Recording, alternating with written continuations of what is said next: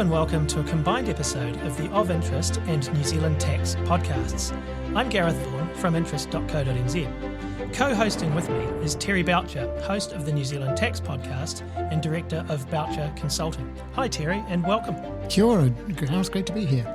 So our guest is someone who recently wrote a 13-part series of articles published by interest.co.nz in which he argues it's time for New Zealanders to consider a fundamental restructure of our government retirement income system and associated taxes.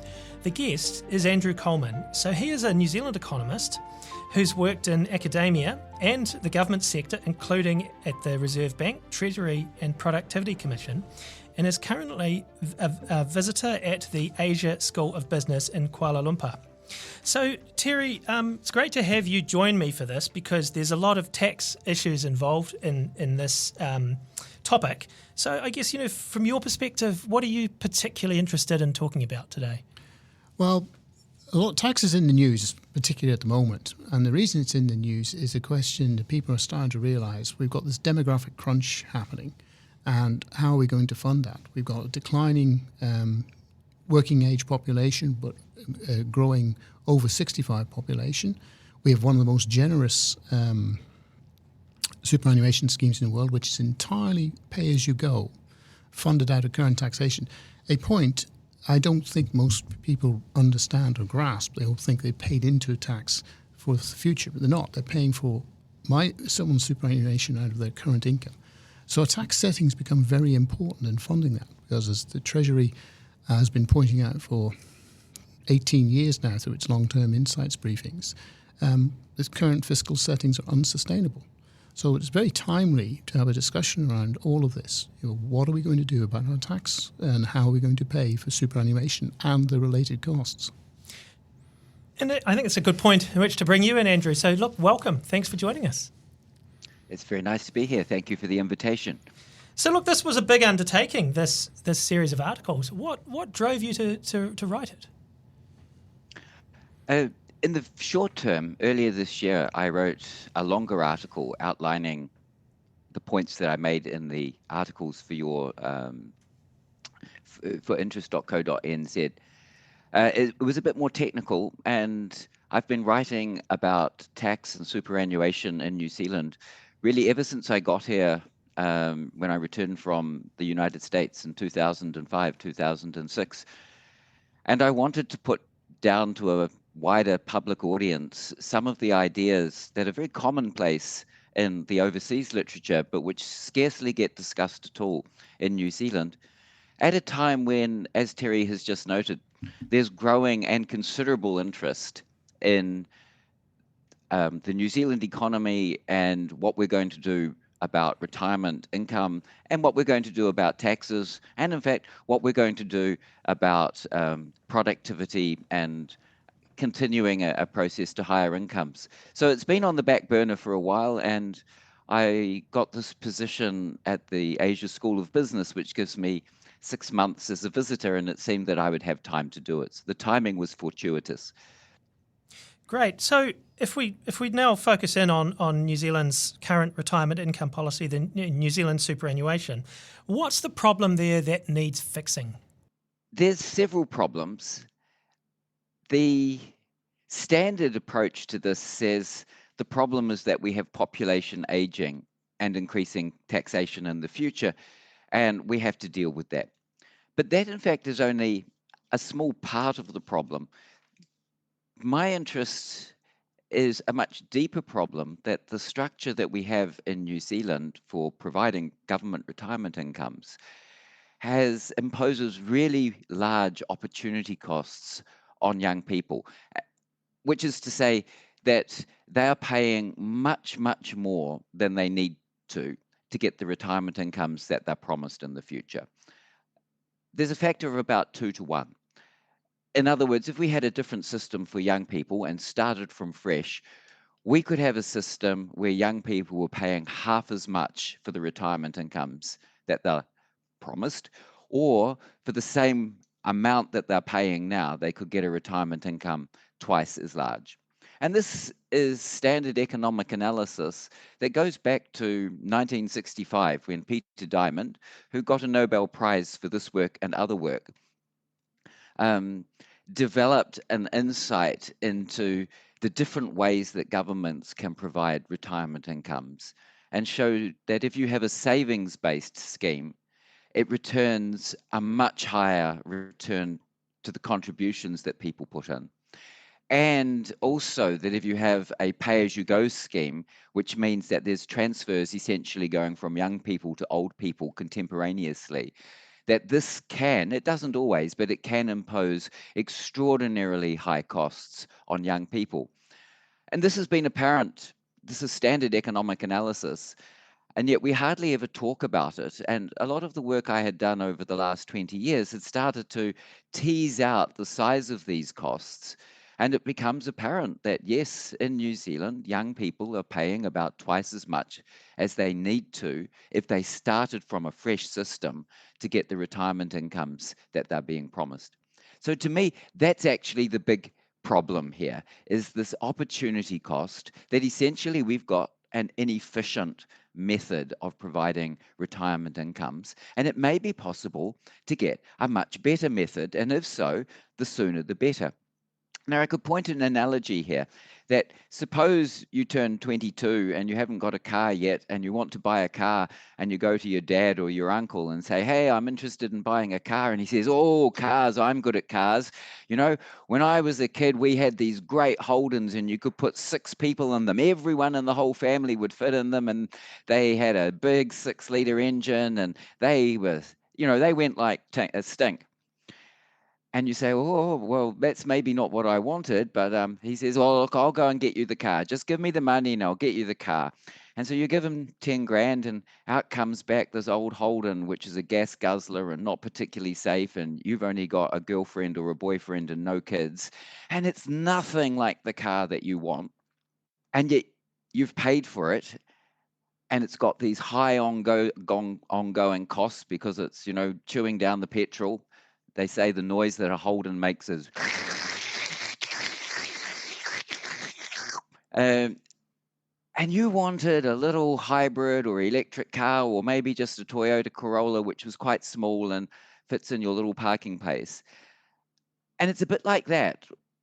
Young people today are inheriting a system designed in the 70s when Holdens ruled, and it may not be what they want, and it's very costly.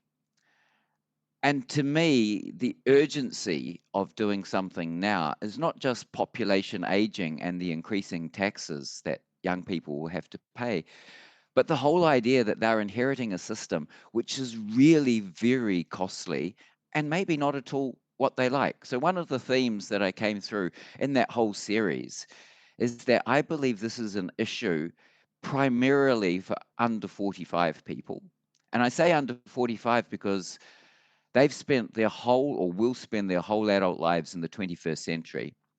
But also, we had a referendum on our current New Zealand retirement system in 1997, and none of them were old enough to vote in it. So there's this generation which has essentially inherited the equivalent of a gas guzzling Holden.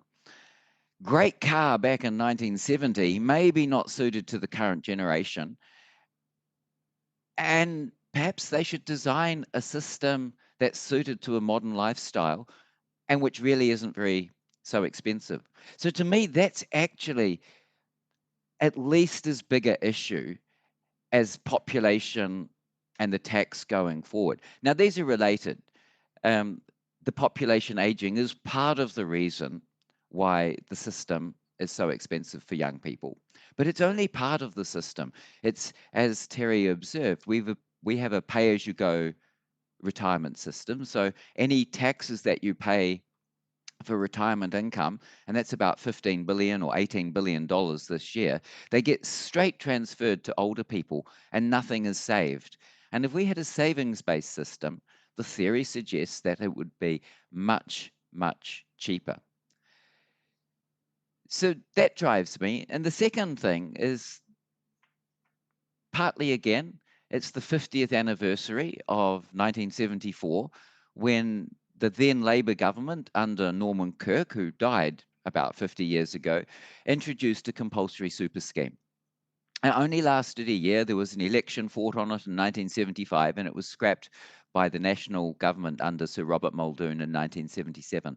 But we had this nascent scheme, which is one of the types of the alternative, which would have been much, much less costly for current generations of young people and future generations of young people. And so this is sort of an anniversary series to point out, well, it's been 50 years since we did this. What have we learned? And one of the things that we learned is that when we adopted this system, we also adopted a new tax system, or at least we adopted a tax system which is fundamentally different from the tax systems used in most OECD countries. And it's fundamentally different because we don't have social security taxes.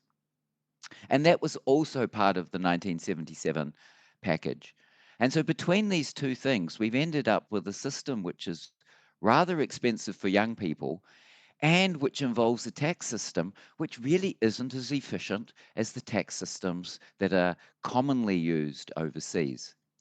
So that's really three reasons that I think it's a great time to sit down and say, do we have a system that is fit for purpose for young people in the 21st century and for their retirements?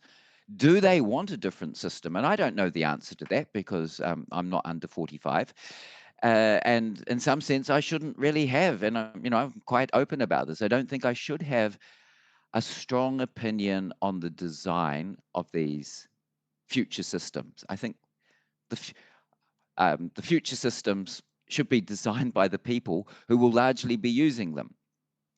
But I do have a lot of views on whether or not we should have the most efficient tax system possible that achieves our objectives. And it seems that, at least according to a lot of tax experts, theoreticians, and a lot of tax practitioners, that's almost everyone else in the world, we have a tax system that's quite unusual and isn't necessarily very efficient on all aspects. So in the 1980s, we had a lot of tax reform, and some of them were great.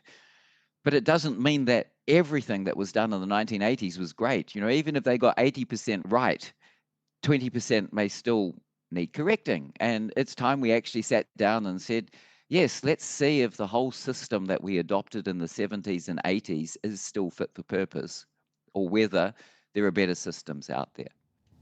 Oh, thanks, Andrew. It is unusual, as you pointed out, that most jurisdictions around the world have this exempt tax position in retirement savings. You start saving, you put the income away, and the schemes themselves are exempt from tax, but you pay tax on the way. The government is deferring, and you write much better and understand or express this much better than I, is deferring the taxation of that. But people are deferring the expenditure now to get the income later. And that's a model that's been copied all around the world. We, for various reasons, adopted total opposite. Now, I am actually in the group that I think as generous as full exemptions as you see in other jurisdictions, such as in America and in Britain, where I come from. I think a full total exemption of deductions I'm not so sure about, because that has a distortionary effect on saving. But as we both of us have reached the same conclusion, the current regime has a very distortionary effect, or has had a very distortionary effect, and it's pumped most of our free savings and cash into housing. So finding a middle way is quite difficult, I think, on this. But so where I'm coming from is we essentially have, if I'm correct me if I'm wrong here, we have a giant Ponzi scheme at the moment. The youth coming through pay for out of current taxation for their elderly. And the problem everyone suddenly realised, the supply of youths is drying up. So what are we going to do? You're suggesting a radical change to that. And there is in a tax world here, the 10 commandments of that era, holding on to it as we can't change. It's written in stone on script. And that, I think, is going to be quite an interesting way to push through, because we generally say we don't like giving incentives, tax incentives, because we see it as being distortionary. All tax accountants will tell you we see distortionary behaviour. But equally, we see that already. So how do we counter that and move to something more effective? Right. Oh, there is so much to unpack here. This is like a tin of spaghetti. I don't know if tins of spaghetti still exist, actually, but they were something else that you had in the 1970s, and try and unravel it. So let's start right at the beginning. There's actually two quite separate tax issues here. The first one is whether we use social security taxes, which are taxes you only pay on your labour income, or a compulsory super scheme to fund public retirement incomes. So that's one quite separate issue. And New Zealand has said no to both of that. So we use ordinary income taxes and not a compulsory savings scheme to fund government retirement package. That's New Zealand Super. So that's one issue. And we're the only country in the world that does this. We're really, really unusual. When I say in the world, I mean in the OECD, the Rich Countries Club. So that's one issue.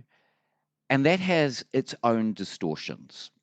And then there's a second issue, which is how does the government tax private retirement savings? And that's the scheme that you're talking about, Terry, which is an EET scheme, or exempt tax. I'll unpack that in a minute. But that's actually a fundamentally separate issue. And it would be quite possible to reform the social security side and the government funding side of the tax system and the retirement system, whilst keeping our current private taxation rules the same. Or it would be possible to change the private taxation rules and not change the social security tax side of it, or you could do both, okay, or do neither. So there are two quite separate issues there, and these can be tackled, and I believe should be tackled quite separately. So on the one that you just mentioned, it's all about the way we tax private retirement savings. So that's the savings that you want in addition to the government superannuation that you get when you turn 65. And there are two basic ways of doing this around the world. There's one which is that you use an income tax method, and that's what we do. We're in a very small minority that does this. And in income taxes, you pay tax on your income when it's earned. And a consumption tax is that you pay tax on your income, but you don't pay it until you spend it. And so you always pay tax on your income. It's just whether you pay it immediately when it's earned or at a time when you actually get round to spending it. And so a TTE system, which is what we do, tax exempt, says if you earn some money, you pay tax on it. If you save and invest that money and earn some interest and dividends, you pay tax on that as it accumulates. And so you get a lower return, a lower after-tax return. But then when it comes to spending it at the end, you don't pay any further tax. And that's an income tax system. And it's basically saying you pay tax as you go along, as you earn the money. Whereas under a consumption tax system, it says, well, let's go back a bit. We're used to a consumption tax, which is GST. So whenever you spend your money, go down to the shop, you buy something and the government gets 15% of the proceeds. So that's what we think of a consumption tax. But in 1937, Irving Fisher, who was a famous American economist, came up and said, just wait, here's an alternative scheme. We know that your savings, if you save some money, what you consume is what you earn minus what you save. So if you earn $100,000 and save $10,000, it means you're spending $90,000. Okay, so we can calculate consumption, what you spend, instead of calculating how many pencils you buy or how many hamburgers you buy and adding it all up. All we need to do is look at your income and subtract your savings, and that's going to be the same number. So maybe as a consumption tax, we tax income minus what you save. And so he thought about this and said, actually, that would have the same effect as having a GST. You wouldn't need a GST, you would have income minus savings. And then he thought a bit more and said, you know, there's some problems implementing this, because what's going to happen is that when I save my $10,000, I'm going to tell the government, hey, I've just saved $10,000. I only have to pay tax on 90,000. But when I spend it, when I'm meant to be paying the government tax, I might forget to tell them, oh, by the way, I earned $100,000 this year and I ran down my savings by 10,000 and I owe you extra tax. And it's because of that, he said, okay, this isn't so easy to implement. But what we could do is that we could have a system that easily monitored accounts, such as retirement income accounts. Every time that you put money in that from your paycheck, we won't pay tax on that. So again, if you put $10,000, say, in your KiwiSaver account, you'd only pay tax on the $90,000 when you earn the money. But when you withdraw the money out of your KiwiSaver account when you're old, you would pay tax on the amount then. And that's the proposal. And what happens is that the money in your KiwiSaver account, it compounds at the pre-tax rate of interest, not the after-tax rate of interest. And this means you'll get about 75% more money. That's a lot of extra money just coming from compounding at a higher rate. You still pay tax on everything you earn, but you don't pay tax until the end. And so this is called an EET system because you're not paying tax on the amount of your savings when you earn that, and you're not paying tax as your savings accumulate, but you pay tax at all the end. So this is a perfectly legitimate tax system, and it's not even a tax concession. It's just saying perhaps we should tax consumption as a base. In other words, income when you finally spend it, not income when you first earn it. So I don't even consider this really a concession. It's just a different way of organizing your tax system. So this is what a lot of countries do. And one of the attractions of this is that the earnings that you get in your retirement savings are much, much bigger in this system, possibly 75%, because you're not having to pay tax as it compounds. You pay tax right at the end. So this seems very attractive for those reasons. But there's a second attraction. And this was pointed out by Lord Kaldor, a British economist, in 1955. And he said, look, actually, most people's biggest asset is an owner-occupied house. Now, that may not be true if you're 22 or 25, but by the time you're 40, that is true. And the way that we tax owner-occupied housing is this hybrid. It's called TEE. We pay tax on our money when we earn it, and we buy the house out of tax-paid money. But then we don't pay any more tax. So you get services from your house if you're a homeowner. You don't have to pay rent to anybody, and these services are valuable, and you don't pay tax on that. And he observed that that's really like an income that you're getting that you're not paying tax on. And also, if you sell your house, you don't pay tax on it either. So it's TEE. And he made the observation that TEE, that's for houses, is very similar to EET for a retirement savings scheme if you have it on the system. And that's because the middle letter's the same. It's essentially saying you're not paying tax on your dividends and interest on your retirement, on your KiwiSaver account as they earn. It's like not paying tax on the rent that you're paying yourself if you own a house. And that makes these two equivalent. And because housing is the biggest asset class in most countries, and it's certainly true in New Zealand, if you tax your retirement savings on a TTE, an ordinary income tax basis, it means you're taxing them harder than you're taxing an owner-occupied house.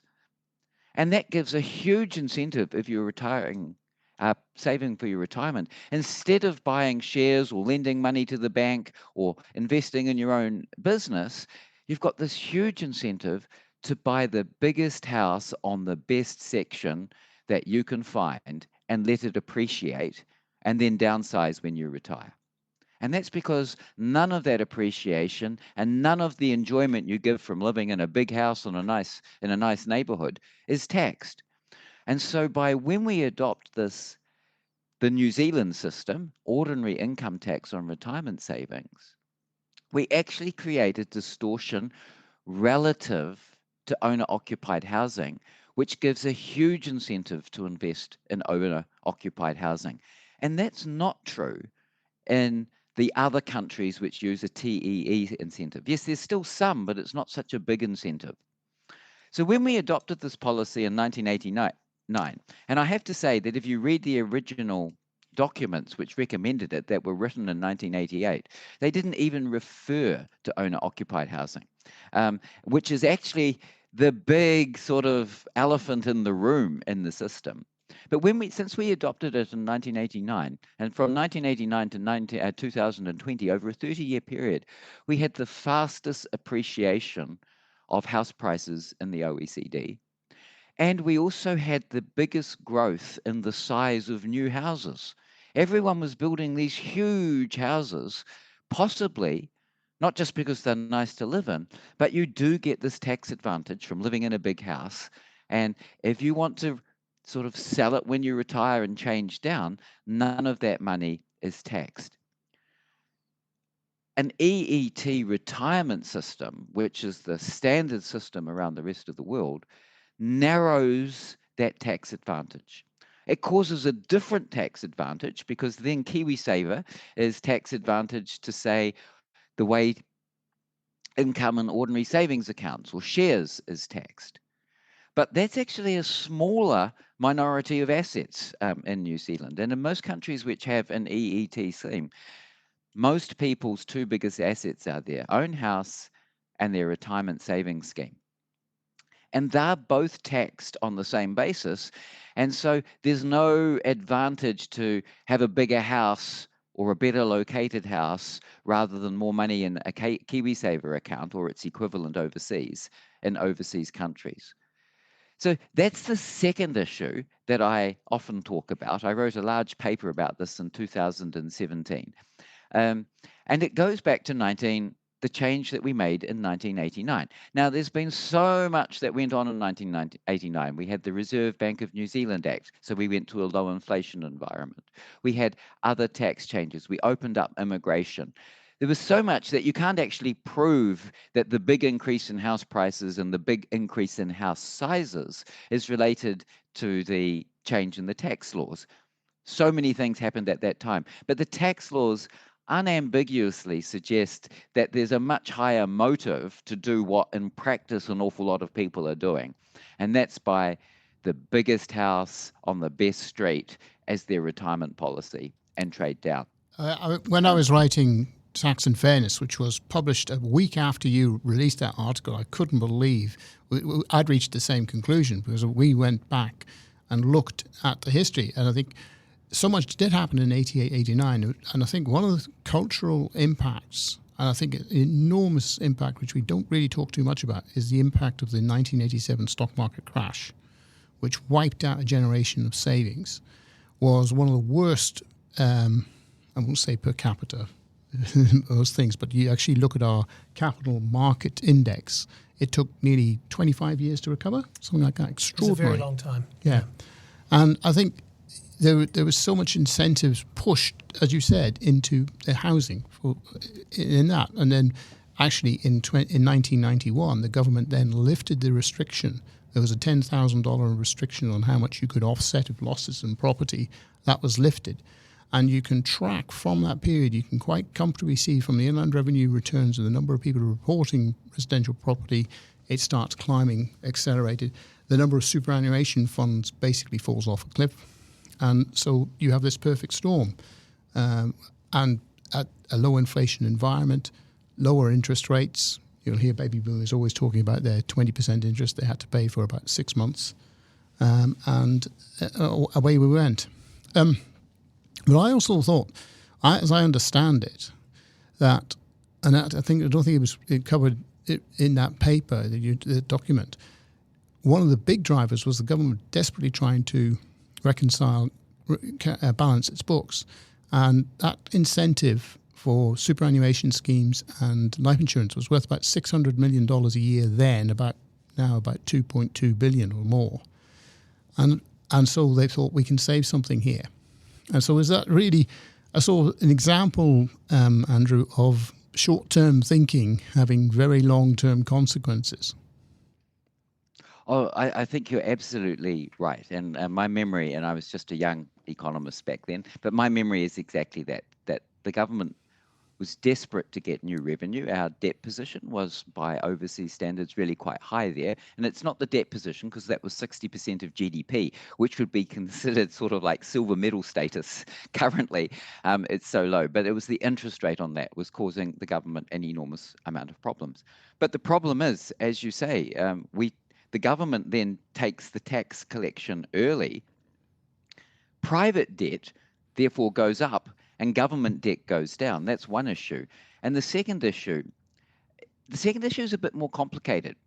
If the government has an EET system, and so delays collecting tax on your KiwiSaver contributions until you withdraw the money when you're old, what it's effectively doing, it's borrowing because it's not getting the revenue immediately, and it's taking a position on your investment, on your KiwiSaver investment, right? Basically, it owns a third of it, or 30% of it, because when you withdraw the money when you're old, the government, because you've never paid tax on any of that money before, the government taxes it at the 30% tax rate, or whatever your tax rate is. So the government is essentially borrowing to take a huge equity position in everybody's KiwiSaver account. And this is an enormous sum of money. And so even though the government, when it got rid of this system, the government basically said, we're getting rid of debt and we're getting rid of assets as well. So our net position on debt goes down, but also our net asset position goes down. Now, the government borrows at a much lower rate than the return to KiwiSaver accounts on average, which means the government is essentially giving up an enormous amount of money in order to have low debt. And this really doesn't make a lot of sense. The economics of this is quite clear, that a government is actually better off with an EET system so long as the return to average investments is higher than the government interest rate. And that's been true for a long time, because essentially it's got this claim. Now, this claim is not normally calculated on the government books because it's not a realized claim. And so it looks like your government position's no good because it's not recognizing that you have a third claim on all the KiwiSaver accounts. Now, when I saw a study from the Netherlands, which has a huge private retirement savings scheme, from 2005, the government claim was about 70% of GDP. That's back then, before asset markets went roaring away. And so whilst the Dutch debt position may look bad, it actually has this huge claim on current KiwiSaver accounts, or its equivalent in the Netherlands, which can pay off that debt when it's collected. It's just not recognized in the national accounts. And so part of the issue about what we did in 1989 is we moved to the system where we grab all the money initially, but in doing so, we give up a claim on a much higher returning asset. I didn't let you talk, Terry. That's no. That's really quite. It probably ties into what I was about to say, because I understand where you're coming from on that. But I would have said my response, and this is possibly an example of the short-term thinking you're driving at, is that someone who's putting money into their savings and getting the exempt, getting a deduction for in their savings, their tax rate will be higher than what they expect to be paying when they're taking the money out at the other end. So the government is actually losing short-term revenue twice over, so to speak. If you're saying you're putting revenue in and your tax deduction rate is, let's say, 35%, but the person times the income, and by the time they're coming out the rates, they're paying tax at 20%. So there's that 15-point margin. But I guess what you're driving at is, in the end, that doesn't really matter, because even allowing for that discounted tax rate, the government's still going to come ahead, because essentially it can always borrow cheaper than the returns to savers.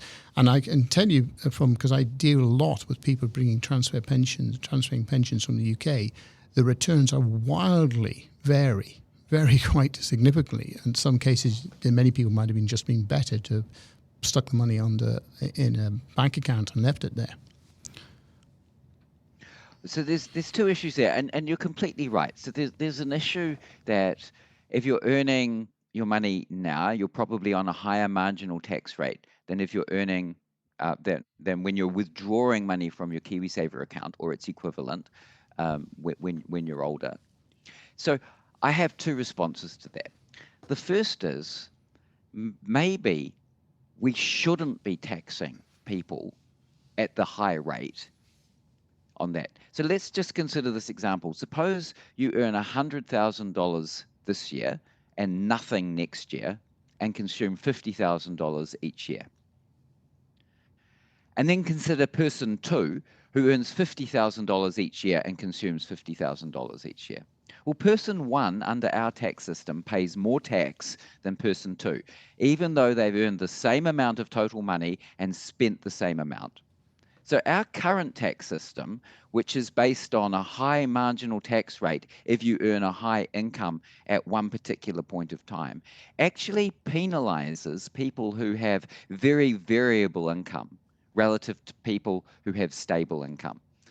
And what you're sort of saying, I say that's not actually a good tax design. And you can get around that. This EET system would actually, to some extent, get around this because you would pay tax even though you earn $100,000. If you saved $40,000 of that for next year, you would only be paying tax on 60 in the first year and 40 in the second year, rather than on 100 and none, right? So an EET scheme, if you have quite volatile tax earnings over your whole lifetime, an EET scheme actually flattens out the tax system and makes it fairer relative to people who have relatively uniform tax system. And so that's my first response.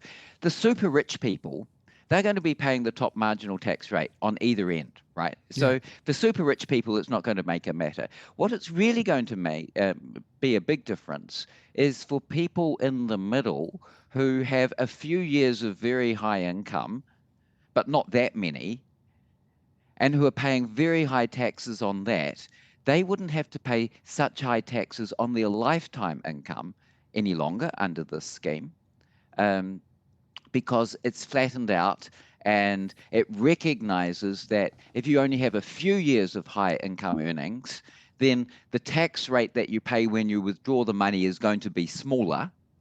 Whereas if you have lots of years of high income earnings, then the tax money rate that when you withdraw the money is actually going to be close to being the same.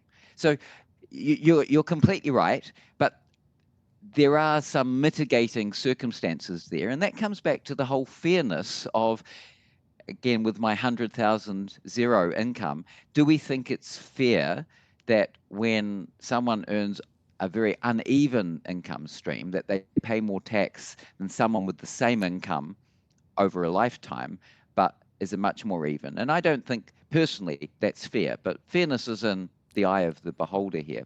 I So that's could the say first that point. And the definitely second with point, inland revenue and carryback of losses, they had kittens about the whole idea. they may, but most countries do this, and most countries get around this by saying, look, there is a limit on the exemption that you have. That's the first thing. So there's a limit to how much you can put in your KiwiSaver account on these tax rules. And that limit is going to affect the super rich. So they're going to be on the top marginal tax rate.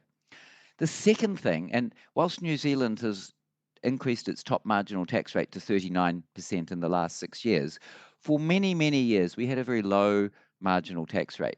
And that's actually how countries get around this. And they say, look, if we're going to have EET, we're going to raise the top marginal tax rate and make the whole system a bit more progressive.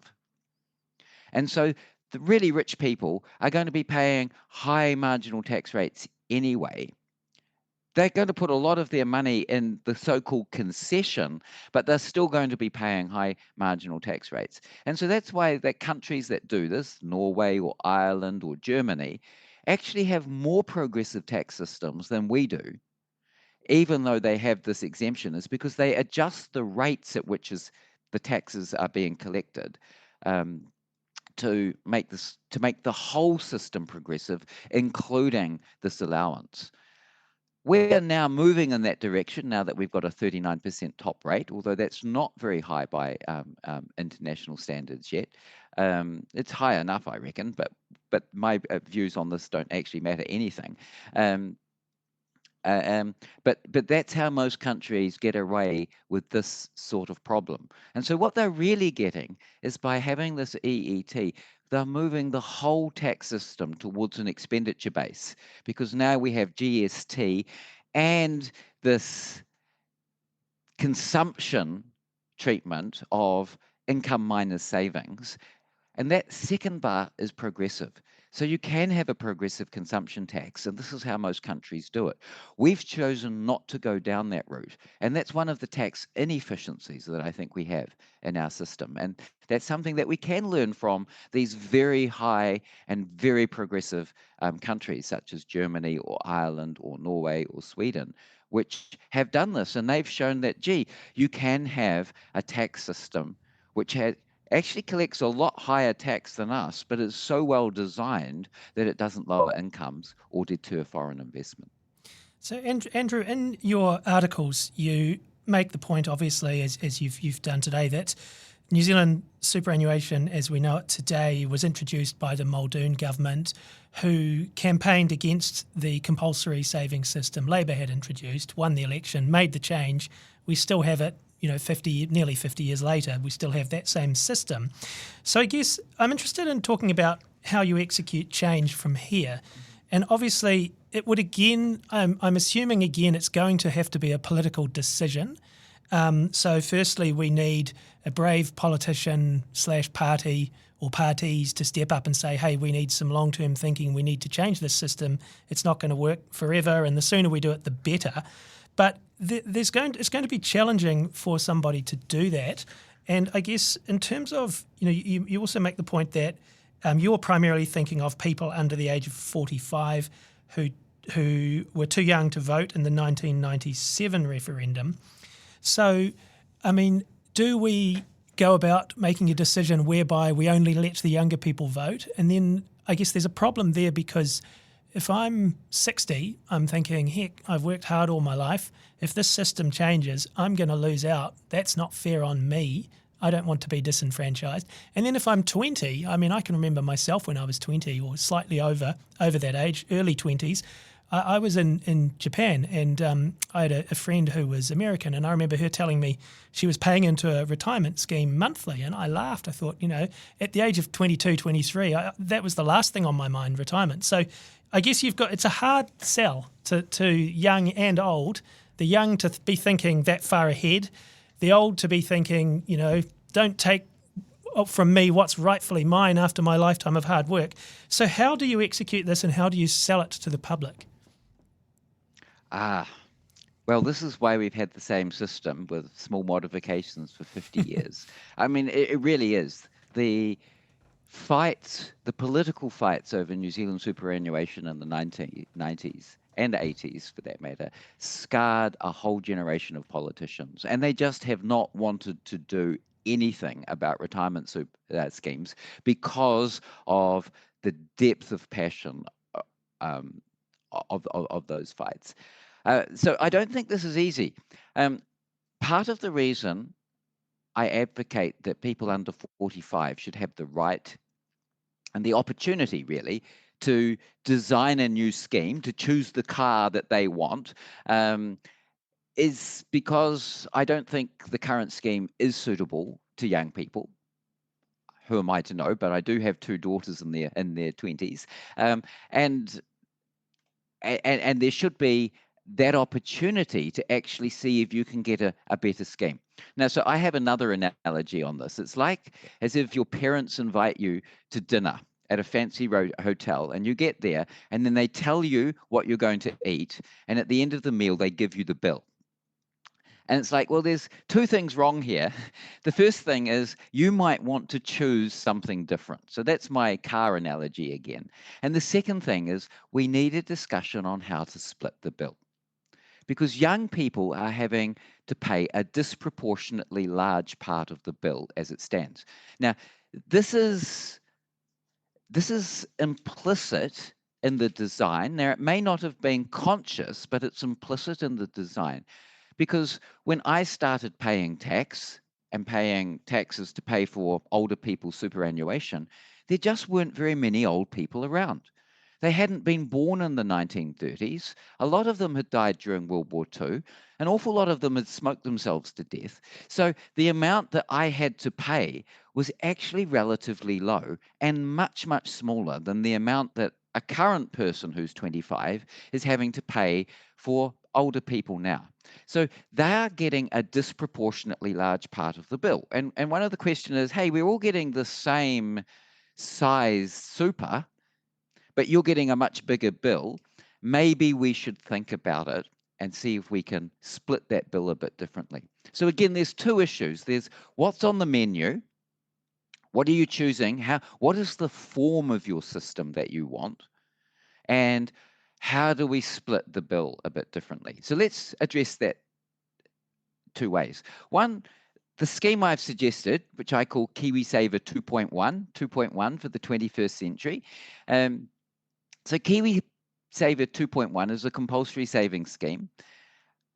It may not appeal to younger people, but it's the type of scheme which I have thought about, which actually can replicate and do almost everything that New Zealand Super can, but do it better. It does what New Zealand Super does, plus more at smaller cost. It's sort of like a hybrid electric vehicle compared to a Holden. You know, technologies have changed. We have these opportunities. So that's the first thing, is to actually scope out whether young people can do it. Now, politically, I get you. Young people shouldn't be thinking about retirement. They maybe should be thinking about taxes, but they are thinking about going to Australia. And there needs to be politicians who actually come down and say, maybe we can break this problem into two bits, as I just have. One is, do you want a different scheme for yourselves, which doesn't involve any change on the payment for older people? So we'd still get New Zealand Super, just the same as we were promised and we sort of collectively voted for. So we're not facing changes on the design for us, and that seems reasonable. But younger people could potentially get a new design for themselves. And then the second thing is splitting the bill. Now, the splitting the bill is the hard bit here. And again, it's a second political issue. So the first thing to answer you is that, yes, of course, if you're older, you have been paying taxes all your life to pay for your super. The thing is, you just actually haven't been paying quite enough. Okay, so we've had a system which you've been paying, but we haven't been paying quite enough. And young people are being asked to make up all the difference. Now, we've done quite sophisticated surveying twice, once in 2014 and once 2022, which essentially asked people whether they would be, of all ages, whether they'd be prepared to have a 2 percentage point increase in taxes now if it meant that the increase on the next generation was 3% rather than 5%. So taxes are going to go up, okay? But whether they on the next generation go up by 3 or 5, and a clear majority of people in both years, and an overwhelming majority in 2014, said, yes, we would be prepared to pay taxes, more taxes now, if in fact this means that the increase in taxes on the younger generation would be smaller. So I think there's the goodwill there. I really do. We've got some survey evidence on this, and we actually have the technology how to do this. We would increase taxes, and we would put the money in the New Zealand Superannuation Fund. And that actually is the technology which can help do this. That would be one way of doing it, and it's moving from a pay-as-you-go system to an increasing save-as-you-go system, which takes advantage of the high investment returns that are there. Terry, you want to interrupt? Yeah, just on the New Zealand Super Fund, I don't know if you were involved working at Treasury at the time it was being set up, but just now there's this discussion going on. It's unique amongst sovereign wealth funds that it's taxed.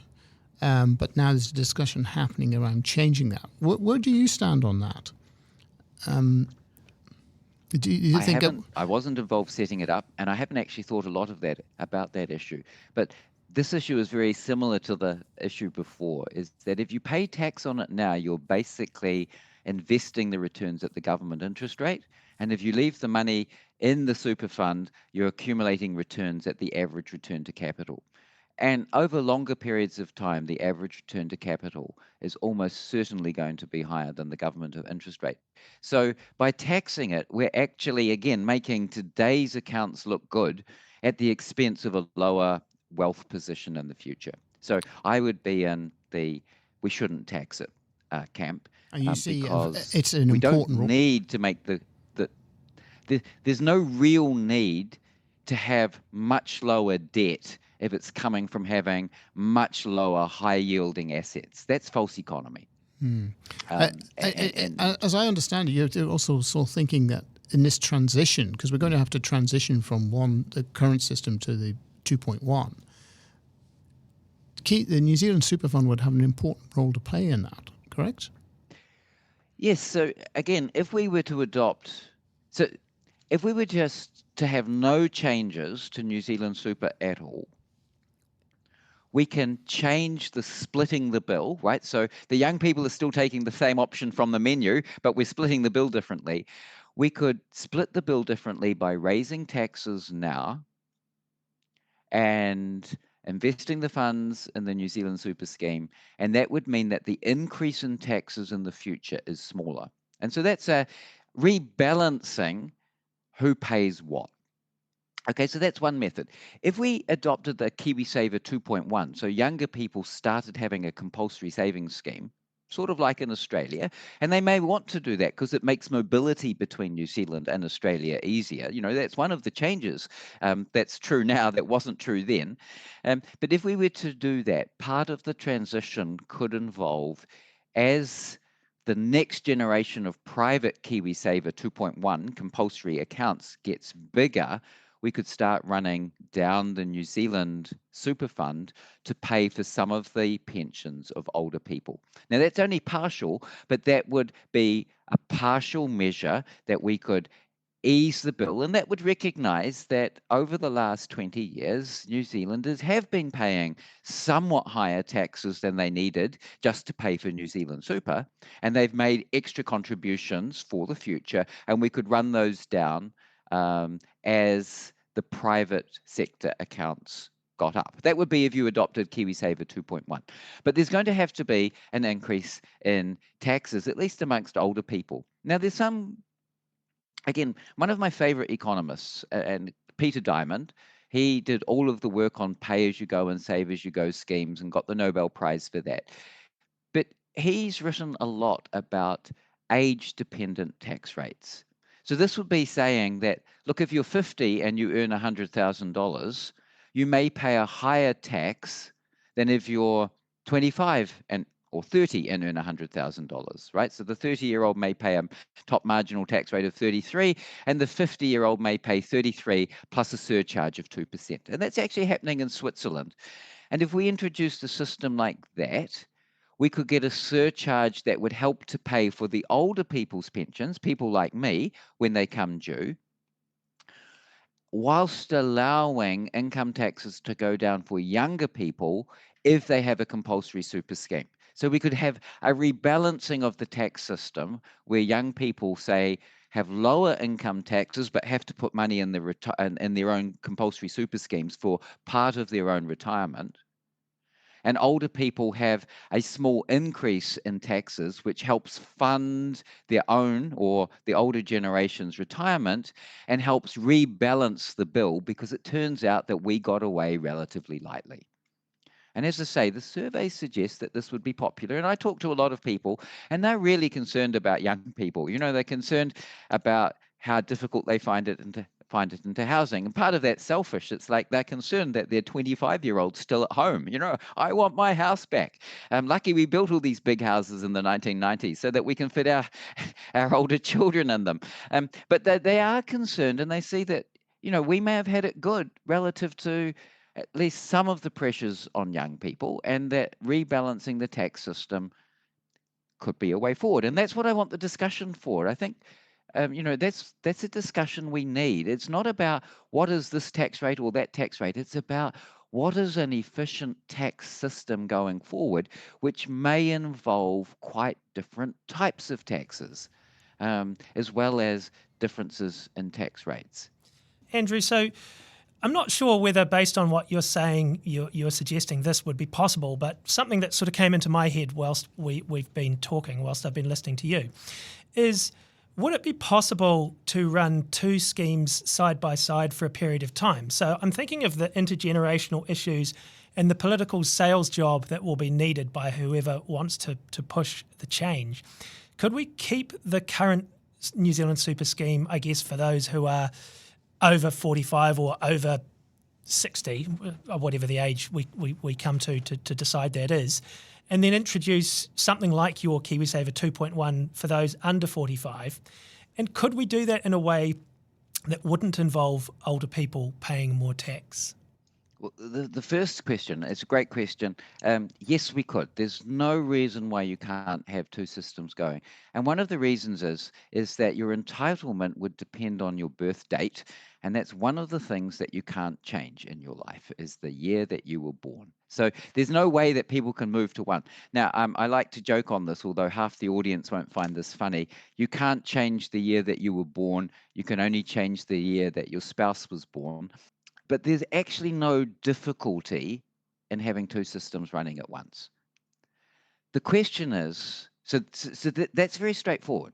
It would be really straightforward. We would just at some point introduce the second system for people under 45 and build it up and keep old people on the current system. Can we do it without an increase in taxes in older people or more generally? No. So again, going back to Peter Diamond, there is a transition issue. It's like digging a hole. Once you've dug the hole, if you want to get out of the hole, you have to do some work to fill it in again. And so when we adopted a pay-as-you-go system or expanded it significantly back in the 1970s, it meant that to reverse it, some future generations are going to have to be worse off than they otherwise would have been. And that's the political difficulty here, is that it's like there's this beautiful thing that you want over there, a beautiful island that you can go to, but you can't get there for free. If you lived on that beautiful island, life would be so much better than living where you are now, but you can't get there for free. And so sort of what I'm saying is that actually it is like that there is a much better system for young people available. We could design a much better system if they wanted to, but we can't get there for free. And that's Peter Diamond's insight, or one of his insights. And that's the political difficulty. But again, there's goodwill out there. I think a lot of people my age, like a majority of people my age, recognize that young people are paying a disproportionate amount of the costs, and that if we can find a way of increasing taxes on ourselves in order to make the system better for younger people, that's something that a lot of people would be prepared to do. Now, it won't have to be a permanent increase in taxes. It's a transitory phenomena. Once we've got the new system up and running, taxes would come down and we would have a much better tax system. There should be, if we do this, a statue to the unknown 75-year-old who paid a few more taxes, so that all the young New Zealanders of the future could be better off and have a better system. I would. So there is a free lunch in the equilibrium. You can have a much better system than the one we're having, but you can't get there without paying additional amounts of money. That's going to create the political leadership. And I think it's there. I just think people need to step up. There is the goodwill there to do such a thing. Oh, that's a great place there. I was just going to put, to me, the older people have had it easier. They've paid less income tax. And as a result of the distortion we talked about earlier, they have actually accumulated more wealth. So it seems to me that transition tax that we're talking about inevitably points to some form of a wealth tax. or a land tax that I know you've mentioned. So I'll put you on the spot here. We've got three choices. A wealth tax, maybe, say for 5 years, because the UK proposed this not so long ago. A capital gains tax, or maybe something that raised a lot of tax in the past, death duties. Which would be your choice? Actually, none of the above. I think there are better options available.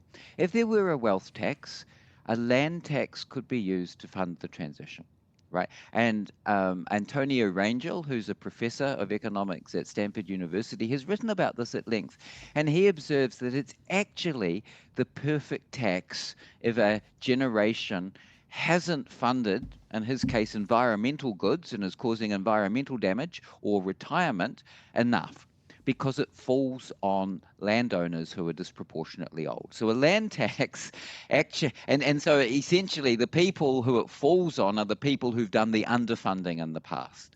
So Fair of enough. those options, a land tax is a possibility. A broad wealth tax, I don't have much support for.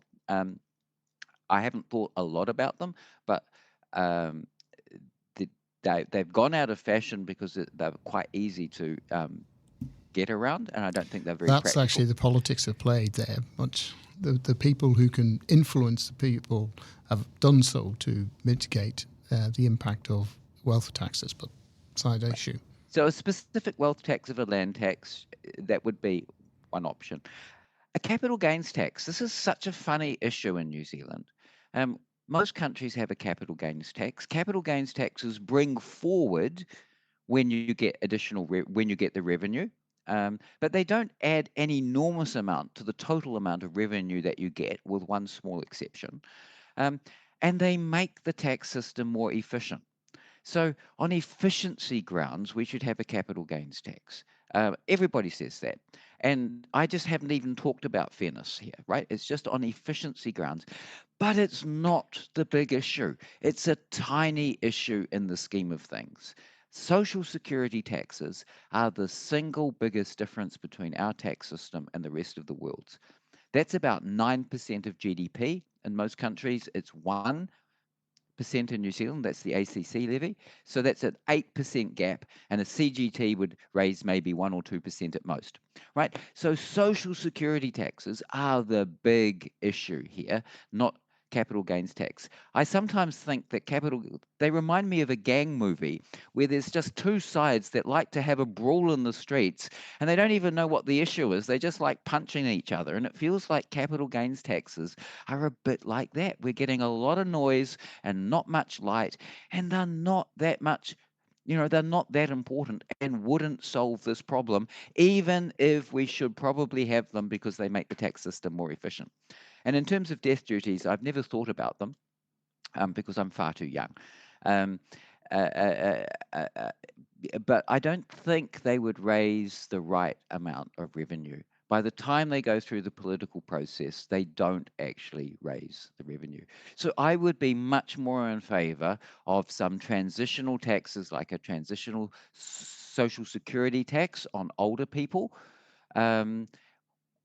while younger people were getting into a compulsory savings scheme. So young people might have to pay a compulsory savings schemes into their own accounts, and older people would have a transitional social security tax to help fund additional payments. So I'm afraid I'm not going to come down and say this is the best of your three options, because I think there are better options out there. Well, look, Andrew, thanks so much for that. We could go on and on, I'm sure, gentlemen, but we'll call it a day there. So that's Andrew Coleman, New Zealand economist who's worked in academia and in the public sector, government sector, at the Reserve Bank, Treasury and the Productivity Commission. And I'm Gareth Vaughan at interest.co.nz, being joined by Terry Boucher, who's the host of the New Zealand Tax Podcast.